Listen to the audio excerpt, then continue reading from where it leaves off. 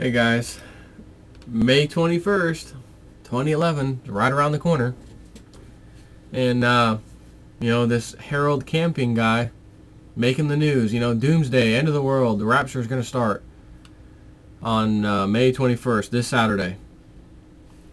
I will say, it's interesting that we have, the FEMA stuff going on around the New Madrid, the heaviest, that Mississippi area, all the way up to the Great Lakes practically. It's heavy, full of water. I mean, just so many hundreds or even thousands, or I don't even know the approximate number, probably billions of tons, who knows, of extra water in that area. Which is interesting, because if you all remember Edgar Cayce from the early 1900s, he was like a Nostradamus of his time. And he said that the United States would in fact split in half, that the Great Lakes would basically dump straight down the Mississippi and into the Gulf. And to ease that process, it would be wise to start preparing the land and stuff around there for that event, which he said, too, is obviously not going to happen, but it was sure enough would be wise if people would do that. So that's interesting. We have FEMA buying, $1 billion worth of MREs, ready-to-eat meals kind of thing. This disaster scenario is about millions of people dying and then only having a few million people in the area survive. Pretty interesting anyways that this is going on right now. No matter what, it's not the end of the world. It's not going to be the beginning of the rapture or the rapture period. Because let's just say by chance the Mississippi, the New Madrid fault gives way, massive flooding, damage, millions of people die. Does that automatically mean all of God's chosen people were living along the Mississippi? Because those millions of people died, therefore, hey, the rapture came and now it's done. The rest of us, the other, 6 point something, whatever, billion people left, you guys didn't count. God didn't want you guys. Right. No. And again, that's a huge if an event like that were to take place this Saturday by chance. So, this is interesting. A friend of mine that I met online called me today, was asking me a little bit about this guy, Harold Camping and stuff, and how the heck did this little guy, he's kind of like a little small ministry, how does this guy have the kind of funding he has to put up these signs all over the place? Many different states, billboard signs, you name it. This guy, Harold Camping, has got Harold Camping put out some serious money in a advertising campaign to warn people about May 21st. So he was like, where do you think this guy has, how could he possibly afford that, Is this like the government helping him along, because they want to have something happen in the New Madrid area and they're just preparing people? I said, it's very possible. There is no telling, really. But I found an interesting article here. The time's up. Inside the sprawling, threadbare Oakland headquarters of Family Radio Worldwide, the staff has prepared for the end of the world this weekend, and it appears they mean it. So there's little time left, a smiling elderly woman says, hugging a colleague. On Monday, the last day outsiders were welcome inside the gated compound. I love how the news calls anytime someone that's doing something that's not straight line, you're automatically in a compound. Bin Laden, he lived in this $1 million mansion. Actually, it's worth maybe $200,000 to $250,000 max. It is by no means a mansion, and of course they kept calling it a compound. It was not a compound. It was a simple house. Anytime there's a religious group or religious fanatic or whatever you want to call them, including Waco, it was a compound. Everything is a compound. There was a story I remember reading several years ago, another religious person that took place on his little 2 or 3 acre piece of property in a neighborhood, basically, that had a trailer or 2 extra for people to live in or something. That's all. Trailer, like a trailer park, that kind of thing. Mobile home or whatever you want to call it, manufactured home.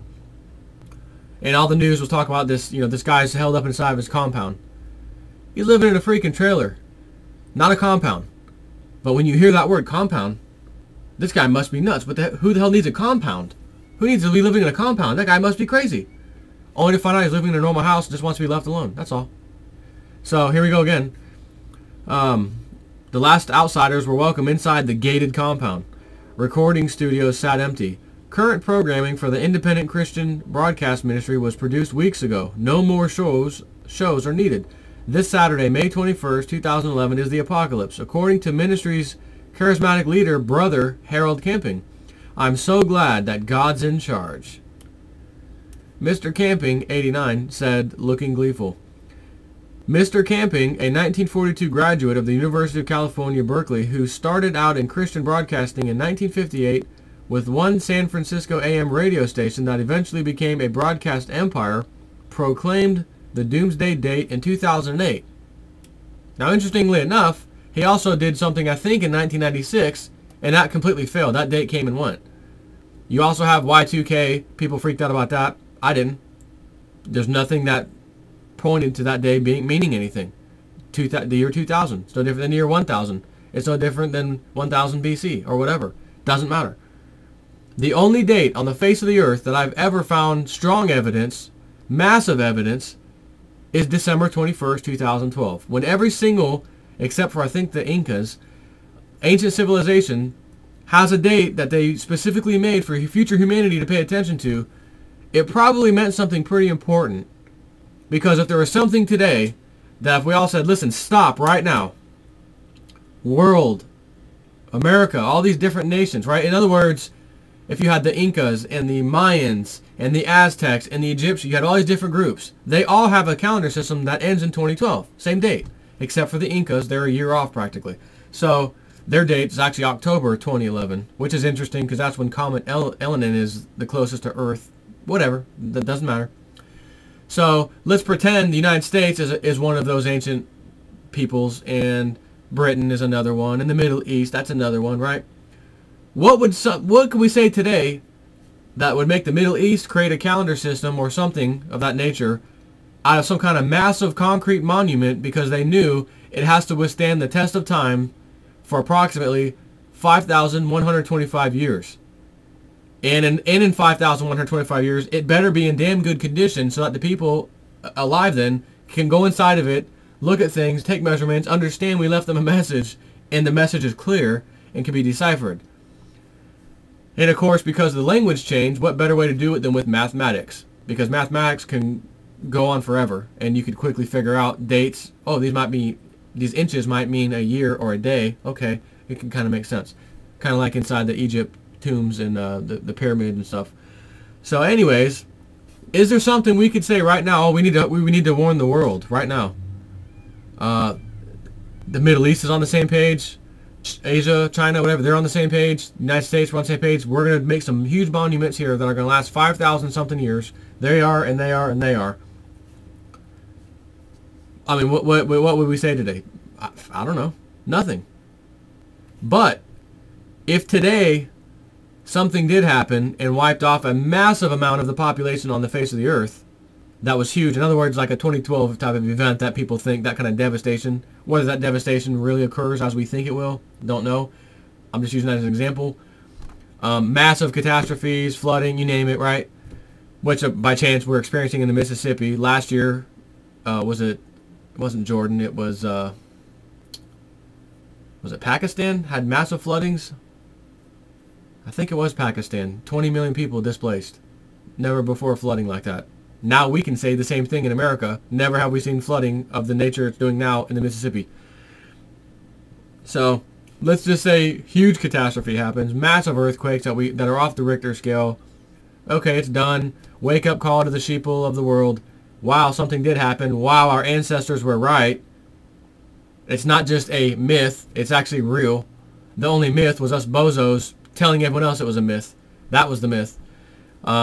Those of us who are left standing, this is an important message for humanity. We now know for sure that the myths really do happen from time to time, and by chance, the last civilizations that were around 5,125 years ago, to the date of 2012 precisely, left us that message, and now we're going to leave that message because we got to let other people know in the future. It was so devastating. It's the right thing to do. So all of the world would automatically understand, without whether we hate each other or not, you guys are going to build a monument over there, we're going to build a huge monument over here, etc., etc., etc. We need to let the world know that 5,125 years, it always happens. That kind of event would make you do that. So just want to throw that out there for a minute, kind of off track a little bit, but whatever. So it says, since then, the ministry has unleashed a giant effort to spread the word. The message has gone out over the ministry's 2:16 a.m. FM, and low-power radio stations, plus 2 TV channels in the United States. And there's been an international effort with shortwave radio satellite broadcast, a website, 5,500 billboards, 400 are actually in India, and 2,200 across the United States, including many around the Bay Area, and 100 million pamphlets in 61 languages, according to the ministry.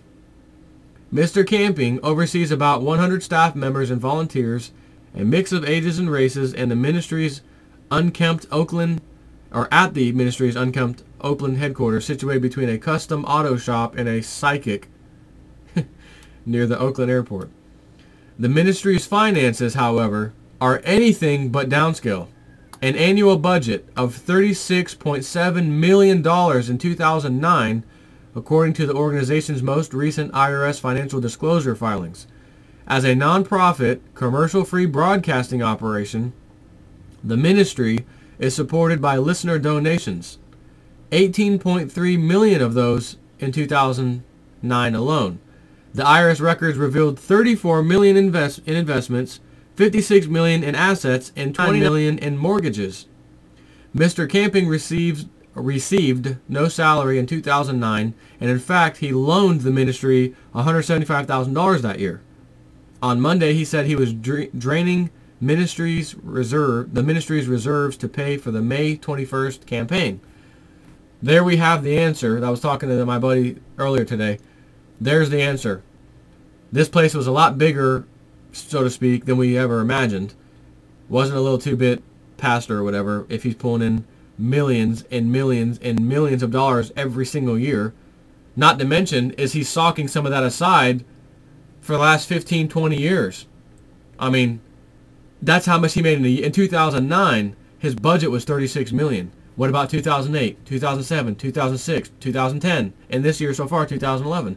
This guy could have $100-something million sitting there on standby at the old church, for God's sake. So that explains why there's lots of billboards and things like that. So anyways, I want to tell you that because this Saturday, we're all still going to be talking. We're all still going to be doing videos. And if a huge earthquake or something happens in the New Madrid or something else happens somewhere else, whatever, maybe even Israel decides to pull another false flag attack on the United States again like they did on 9/11 because Obama had told him, Netanyahu, the Prime Minister of Israel, we need you to go back to the 1967 border line between you and the Palestinians. And quickly he said, no. It's interesting also because we conspiracy theorists, I even posted on my website yesterday about a little leak thing that said Mr. Obama is going to be speaking Thursday. And by the way, he's going to be telling Israel they need to go back to the 1967 border area between them and Palestine. And then under that, the White House quickly denied this as nonsense. I said, okay, if that's the case, then why, anyways, I decided I'm going to post it on my website. Sure enough, today, next day, Thursday, guess what Obama says in his speech? Exactly what the White House said was a complete nonsense conspiracy. So again, we conspiracy theorists are right again. Just like we were when we said, and I did a video on this too, I believe, but it was on my Facebook page, which no longer it's gone, so I can't point you to that. I could show emails easily. I know I've sent emails on it too, but they said the climate change, what was it, December of 2009, I think. Obama's going to the climate summit, and he's going to try to throw the spiel out about the carbon. They want to get it rolling so they can do the carbon credits, carbon taxes on everybody. White House says he's not going there. It's a conspiracy. It's nonsense. We have his schedule. We know exactly where he's going well in advance. He's not going there. I said, yes, he is. I guarantee it. Because all these great sources you find online that you finally find people that tell the truth and they're right and they have a track record, I'm listening to that guy. He's right. Sure enough, I made the claim myself. Not that it mattered to all, few people on my Facebook page, but I said he's going to go there. Sure enough, next report, getting closer to that date, Mr. Obama has met with the Chinese president and said if he's willing to go, then Obama may have to change his mind and show up too as a good, good faith, whatever. Oh, really? I said, by the way, it says he might. I already told you he's going. He is going to go, regardless of the Chinese guy, president. So what happens? Climate thing that kicks off. Guess who shows up and gives a little half-assed speech late and then leaves early? Mr. Obama. Yeah. Got another conspiracy theorist right again. Conspiracy theory right again. And at the same time, somebody leaked a bunch of emails exposing Climate Gate, as they called it, as a complete fraud. And all of the lesser countries, the third world countries who were present, said, we don't think so. Those emails just exposed this lie. We don't want a part of this. Have a nice day. Okay, so gone. They disbanded, and to this date, that's a good point. That's a point for the good guys because it hasn't gone anywhere. Carbon credits really haven't made anything of it. So that's pretty interesting. Good news. So, anyways, that's all I got for you right now. Just want to talk about this nonsense. Herald camping.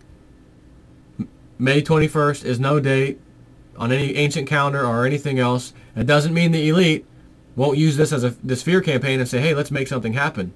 That'll really get these religious bozos who really think about all this stuff on, in that mindset where we can really control what's going on. And they'll buy it that it's God doing it. God just did this. You guys have sinned. All up and down the Mississippi, you guys have sinned. Really? Huh. Thought God was a loving God. Didn't think he split countries in two and killed millions of people. Yeah.